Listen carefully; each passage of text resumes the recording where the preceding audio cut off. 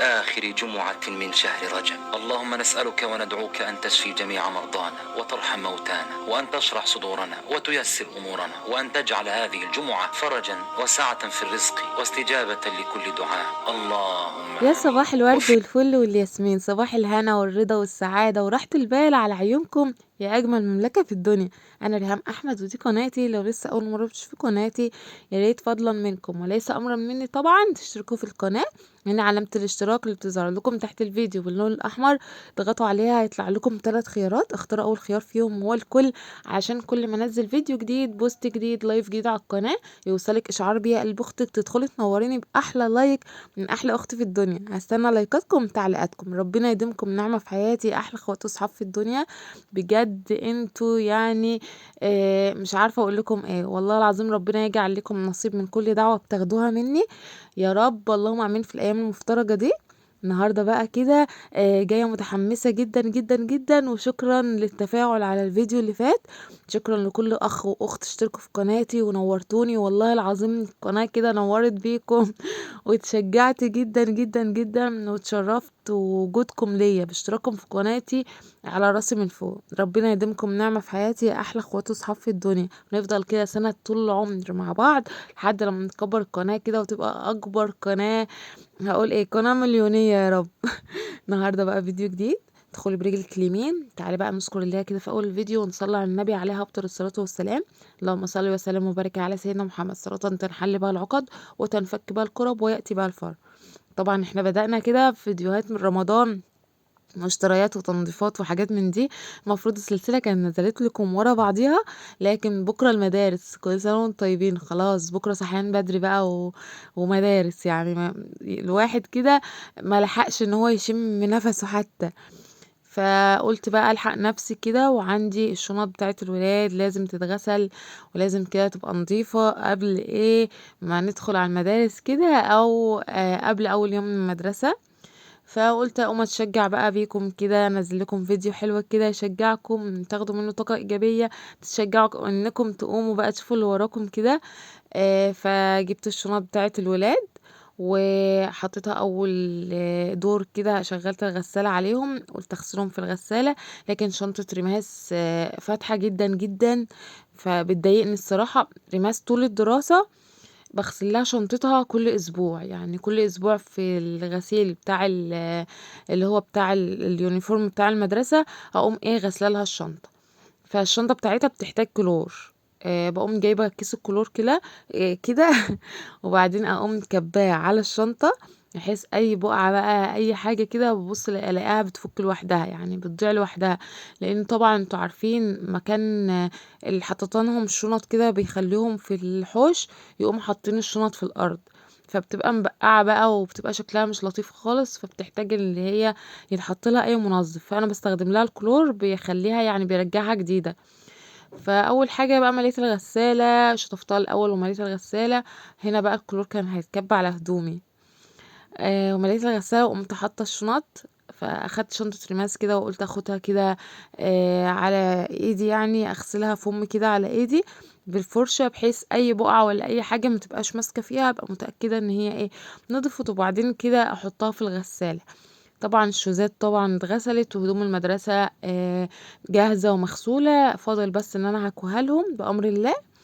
فده كان قبل المدرسة بيومين، يعني اللي هو يوم الخميس، فالروتين ده هينزل لكم بأمر الله يوم الجمعة.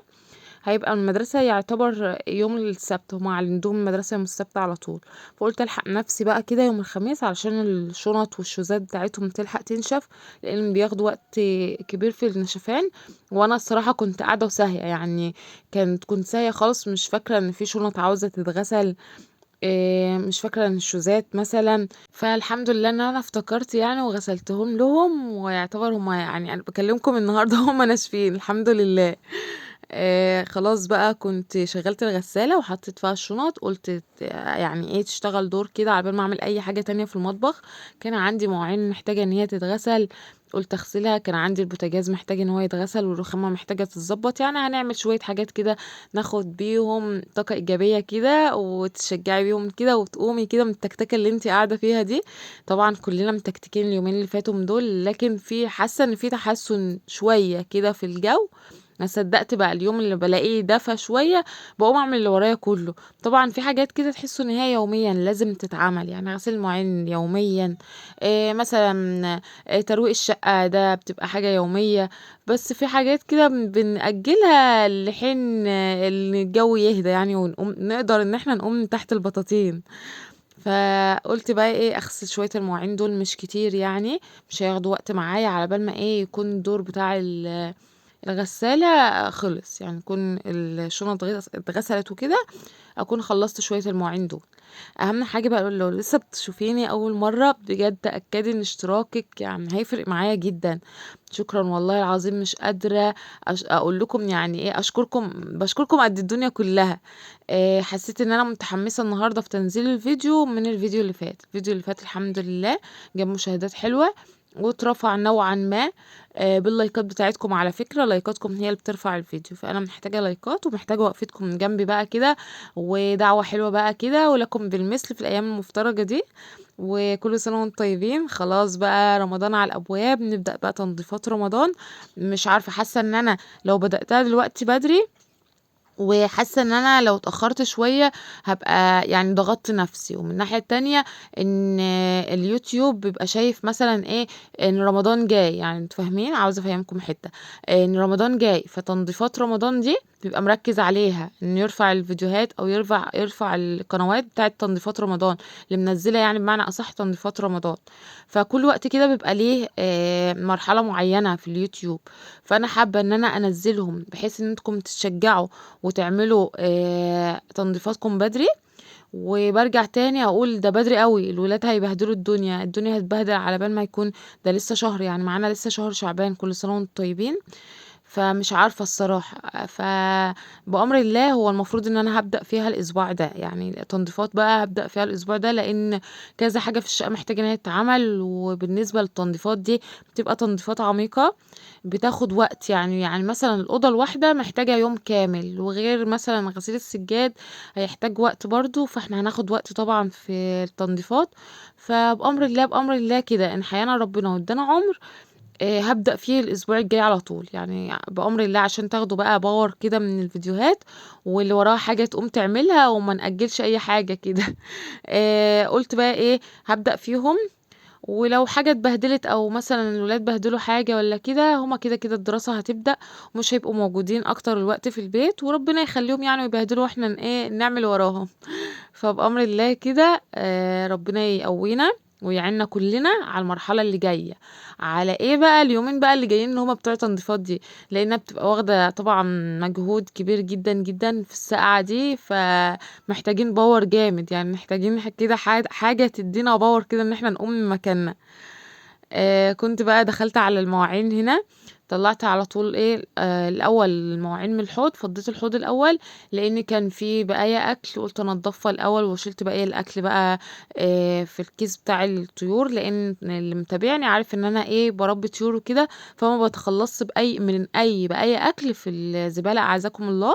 لأ، أنا باحُط الزبالة في كيس، وباحُط بقايا الأكل بقى في كيس تاني أطلّعهم بقى للبَط، للفراخ، ودي طبعًا حاجة بتوفّر معايا برضه في الأكل والعلف والدنيا الغالية دي. عاوزة أقول لكم إن الكيلو العليقة وصل ل34 جنيه، فربنا يرحمنا يا رب برحمته. الناس بقى المرتاحين اللي هُم ما بيربّوش، لكن التربية دي أنا باحبها، اتعوّدت عليها خلاص، باحس إن هي حاجة كده ساترة بيتي وخير في قلب البيت، مهمًا كان باكلّف ومهمًا كان باتعب، طالعة نازلة ومجهود عليَّ، لكن خير في قلب البيت كده لمّا تلاقي مثلًا تلاجتِك مليانة، الفريزر بتاعها مليان، والحاجات اللي بتبقى زي دي بتبقى حلوة أوي، في ظل ارتفاع الأسعار اللي إحنا فيه ده.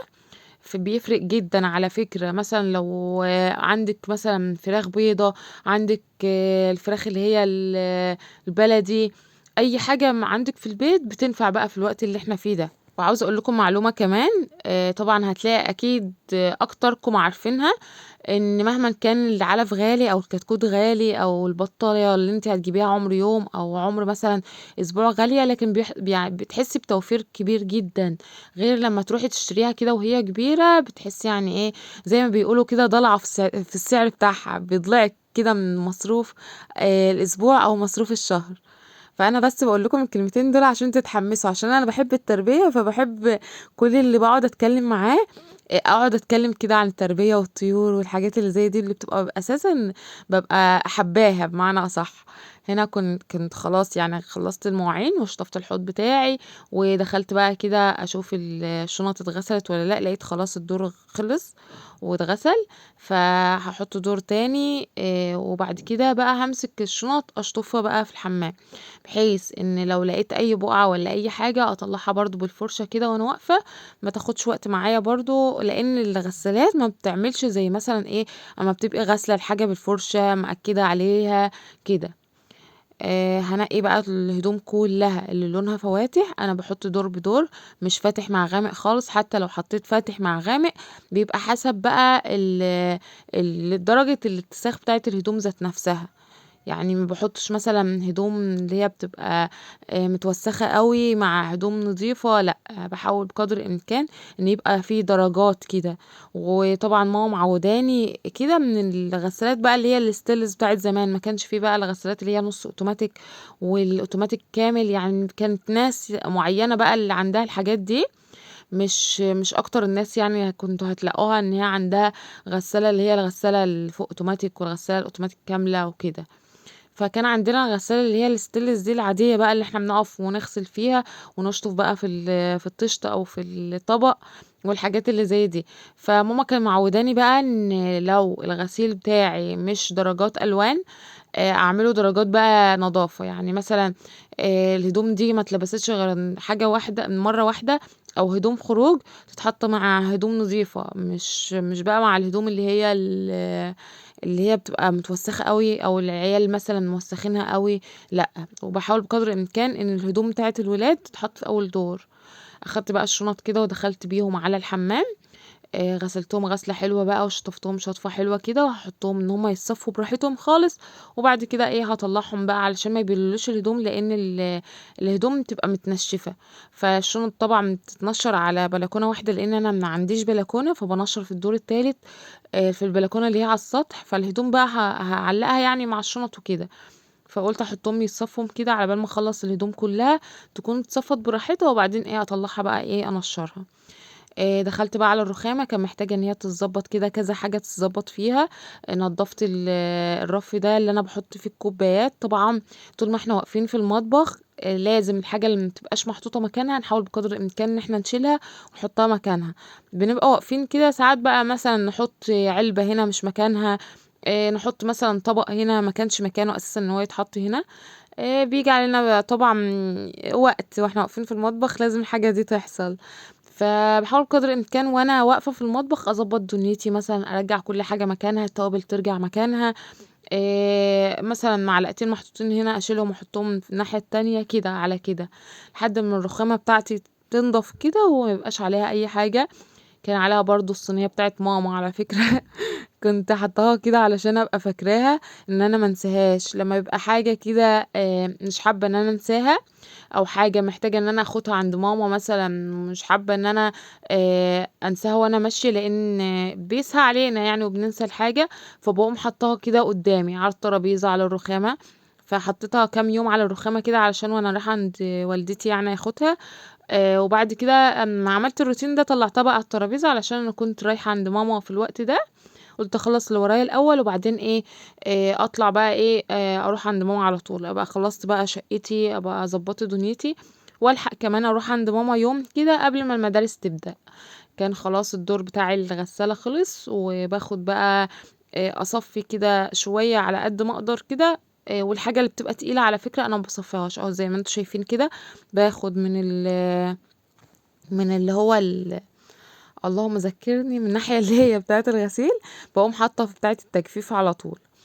باشطف بقى وباجفّف فيها، باعمل دورة شطفان بافتح عليها المَيّة، ودورة تجفيف. بالمناسبة إن في ناس مش يعني بتبقى مش فاهمة الحتّة دي، إزاي أنتِ بتشطفي في الغسالة؟ الغسالة ليها زرار كده بيودّي المَيّة على اللي هو الغسيل، والمَيّة يودّيها لِك على اللي هي الناحية بتاعة التجفيف على فكرة. فأنا باودّي المَيّة على ناحية التجفيف باعمل دورة كاملة بقى المَيّة تنزل فيها لحد لمّا المَيّة تروق قدّامي، وبعدين بقوم عاملة الدورة بقى اللي هي بتاعة التجفيف، لافة الزرار كده بيجفف فيها. طب ولو عاوزة اجيب المية على الحوض بتاع الغسيل، بقوم ايه جايبة الزرار ناحية الحوض بتاع الغسيل، يقوم مثلا لو محتاجة ان انا ازود الغسالة ولا كده. قلت برضو بالمرة كده وانا واقفة اقوم غاسلة البوتاجاز، لان البوتاجاز زي ما انتوا شايفين كده. انا بالمناسبة انا كنت شايلة الازاز بتاع البوتاجاز، لان القط بتاعي وقع لي الازاز، فقلت لا ممكن يتكسر مني، كنت كل ما اركبه الاقيه موقعه، الاقيه على ايه على وشه كده، والحته بتاعت الحرف بتاعه ده طالع اساسا من مكانه، فقلت لا ممكن اكون مش موجوده في الشقه ويوقعه يكسرهولي، فانا شلته خالص، استغنيت عنه يعني. وقلت ايه ابقى اركبه مثلا شويه، ابقى اشيله شويه، وكتغيير يعني تغيير شكل ايه البوتاجاز. هنا عندي البوتاجاز بتاعي العين اللي في النص دي اتحرقت مني، لان انا كنت بشوي عليها سمك فاتحرقت. اهم حاجه بس بفكركم انكم تحطوا اللايك وانتوا فاكرين كده، لو لسه ما حطيتوش انزلوا حطيه قلب اختك وتعالوا نكمل الفيديو مع بعض. العين اللي هي في النص دي حاسه ان هي اتحرقت شويه، محتاجه باور، محتاجه سيترس، ايا كان. فغسلت بقى العين اللي هي في الجنب دي، وجيت اغسل العين في النص لقيت فيها زي حروق كده، فقلت انا هغسله غسله عاديه اللي هي الغسله اليوميه، بحيث ان انا اشيل من عليه اي فضلات اكل بقى واقعه، بحيث اي حاجه بقى اي زيوت ماسكه كده اشيلها. ويوم تاني ابقى اجيب بقى اللي هو المنظف، اقوم غسلاه بالمنظف، حاجه حلوه بقى، غسله نظيفه يعني بمعنى اصح. خلاص غسلت بقى بالصابون اول حاجه، وبعدين بجفف كده اشيل الصابون كله، وبعدين امسح مسحه، بحيث ان البوتاجاز بتاعي يفضل بقى على لمعته كده ومفيش حاجه تمسك فيه خالص. طب لو حصل بقى وزي ما انا عملت كده وعيني اتحرقت مني ولا كده، بضطر بقى ان انا اجيب سيتريس، اجيب مثلا باور. انا جبت السايب على فكره وجربته معاكم، كان مش فاكره كان في تنظيفات ايه، في تنظيفات الشتا باين. فهو فتح لي ايدي، للاسف ايدي كلها فتحت كده وبقت تجيب دم، وكان منظرها يعني فظيع بصراحة. فانا هحاول بقدر الامكان ان انا اجيب يعني ازاز سيترس وخلاص، او اشوف اي منظف بقى يبقى منتج مصري كده علشان ابقى بستخدمه وانا قلبي مرتاح، عشان طبعا ما ننساش المقاطعة اللي احنا عاملينها. ربنا ينصر اخواتنا في فلسطين، اللهم امين، ويكتب لهم نصرا قريبا يا رب على اعدائهم، ويحميهم ويصبرهم ويقويهم على برد الشتاء اللي احنا فيه. احنا بنبقى مدفيين في بيوتنا، وهم كده قاعدين كده في المية وبهدلة، ربنا يعني ربنا يتولاهم برحمته يا رب. كده كنت غسلت البوتاجاز كويس، وقمت منشفاه كويس بمناديل، علشان لو اي حاجه ماسكه فيه برضو، علشان الفوطه ما ظبطتهوليش اللي هو الغسله بقى التمام بقى والمسحه التمام وكده. لا حسيت ان هو فيه زي تحسوا ان هي مش عارفه اوصلها لكم ازاي، حاجه كده ماسكه مش راضي ينضف بقى، انا اصح يتمسح بالفوطه. فالمناديل خلتهولي فله بصراحه، بصوا بيلمع لمعه. هنا بقى كنت خلاص شغلت البوتاجاز وحطيت الحله بقى علشان اعمل الغدا، فولادي كانوا جعانين، فاحمد قال لي يا ماما انا جعان، فقمت عامله له كوبايه شاي، وهعمل الرماس كمان كوبايه شاي. قلت حاجه كده على بال ما الاكل يستوي، ما حبيتش ان انا اعمل بقى الاكل معاكم، لان كان الاكل النهارده كان كان رجول فراخ ودماغه، وكمان الرقب بتاع الفراخ يعني الحوايج بمعنى اصح. فما حبيتش بقى عشان الناس اللي بتقرف والناس اللي يقولوا يا وقرف ومش عارفه ايه، كلها نعمه ربنا على فكره. انا بعمل دي وجبه بتوفر عليا برضو، ابقى كده ما عنديش اي حاجه، اقوم مطلعه الكيس كده من التلاجة، بتبقى الحاجه انا مربياها وضامنه نظافتها، فاقوم مطلعه الكيس من التلاجة. وعملت النهارده شويه شوربه بقى عليهم، وعملت ملوخيه، وعملت شويه رز. قلت بقى اعمل لهم كل واحد كوبايه شاي كده على بال ما اعمل الاكل والاكل يكون جاهز وكده. عملت شويه شاي، طبعا مش هياكلوا شاي بس عملت شاي كده، حطيت لهم كحكتين جنبيهم. اهم حاجه بقى لو وصلت لحد هنا فاكيد الفيديو عجبك، فنوريني بقى باشتراكك، اهم حاجه. هستنى اشتراكاتكم وتعليقاتكم ودعمكم ليا باشتراككم في قناتي، ومحتاجه تعليقات ولايكات كتير كتير كتير للفيديو. اقفوا جنبي على بال ما بالله عليكم يعني القناه تترفع شويه، لان بجد فرحت جدا جدا من تفاعلكم على الفيديو اللي فات. بامر الله هننزل لكم سلسله حلوه قوي قوي قوي في تنظيفات رمضان من غير مقاطعه. ربنا يدينا عمر ويديكم عمر، اللهم امين، ويجعله رمضان سعيد علينا وعلى الامه الاسلاميه جميعا، ويدخل علينا كده واحنا بكامل صحتنا واحنا كاملين متكاملين. اللهم بلغنا رمضان لا فاقدين ولا مفقودين، اللهم امين، ويجعل بيوتنا كلها عمرانه بالخير والسعاده والهنا، اللهم امين. كده بقى كنت عملت كوبايتين الشاي وهجيب لهم بقى الكحك كده، وبكده نكون وصلنا لنهاية الفيديو. يا رب الفيديو يكون عجبكم واستفدتوا منه حاجة ولو بسيطة. لو الفيديو عجبكم بقى متبخلوش عليا بأحلى لايك، وهستنى تعليقاتكم، أهم حاجة اللي زي السكر زيكم دي. استنى تعليقاتكم وتشجيعكم ليا بقى كده، واستنوني في فيديو جديد او لايف بقى او روتين او ايا كان، اي حاجة تنزل على القناة كده محتاجة اللايك محتاجة تعليق. ربنا يدومكم نعمة في حياتي، احلى اخوات اصحاب في الدنيا. استنوني في فيديو جديد، دمتم في رعاية الله.